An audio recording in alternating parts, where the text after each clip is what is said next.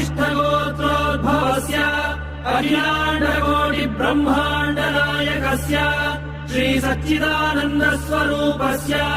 सूर्यवंशपावनस्य श्रीमदिक्ष्वाकुकुलवंशोद्भवस्य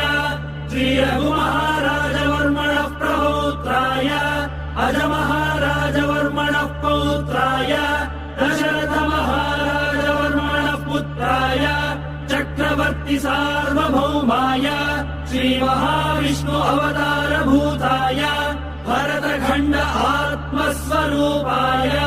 श्रीपट्टाभिरामचन्द्रस्वामिने श्रीरामचन्द्रम् सीता लक्ष्मण भरत शत्रुघ्न सहित सदा